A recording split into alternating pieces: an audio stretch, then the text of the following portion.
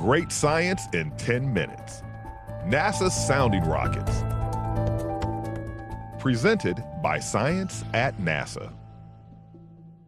The spectacle of a mammoth rocket breaking the surly bonds of Earth takes our breath away. Equally amazing are the secrets revealed to us by science missions these rockets have launched. And NASA puts careful thought into what kind of mission will best achieve that science. Sometimes a large, multi-instrumented mission on a giant rocket is the best way to go. But other missions are better suited to a smaller, less expensive rocket as the key to getting a quick answer to a tightly focused science question. Like a sounding rocket. A sounding rocket is an instrument-carrying rocket designed for research, such as taking measurements and performing scientific experiments during a suborbital flight. Christina Lynch is a professor of physics at Dartmouth College. So, a sounding rocket experiment can be designed in 6 months. From proposal acceptance through data analysis, a mission can be done in 1 to 3 years as opposed to many more years for a typical satellite mission. The trade-off is that you only get 10 minutes in space. But, as my colleagues in the sounding rocket community say, it's a great 10 minutes. Sounding rockets afford a certain amount of flexibility. Because they can be launched from temporary sites all over the world, sounding rockets can be used for remote field studies. They can also be used to develop and test new scientific instrumentation for use in more costly, longer duration orbital missions.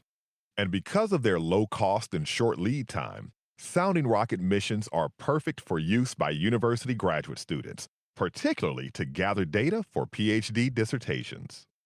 Sounding rockets are especially well suited for studying areas of Earth's upper atmosphere inaccessible by orbital missions, providing the only way to directly sample the lower portion of near-Earth space with scientific probes. Furthermore, they are ideally suited to position an experiment for an up-close look at auroras, beautiful green curtains of light that sometimes dance across the night sky. While auroras can be wondrous to behold, they are sparked by geomagnetic storms with potential side effects such as satellite malfunctions and power outages. Telecommunications, air traffic, power grids, and global positioning system signals are vulnerable. So, understanding this layer of near-Earth space is vital. Sounding rockets are used to get above the part of the Earth's atmosphere where we live and breathe. Above 60 miles, or 100 kilometers, the atmosphere includes an electrically charged gas, where charged particles flit around, collide, respond to magnetic and electric fields, and produce the aurora. These northern and southern lights appear flame-like, but the movement looks slower than that of a flame, and their structure can be more orderly.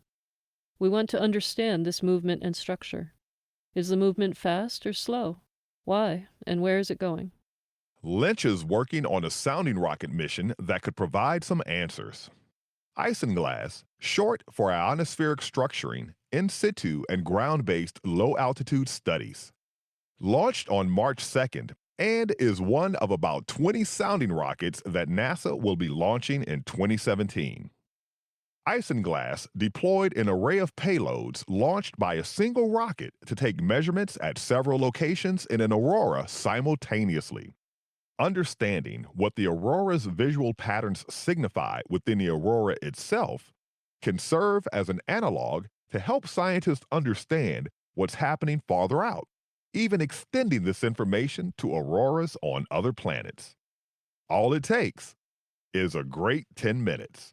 For more news about science in and around Earth's atmosphere, stay tuned to science.nasa.gov.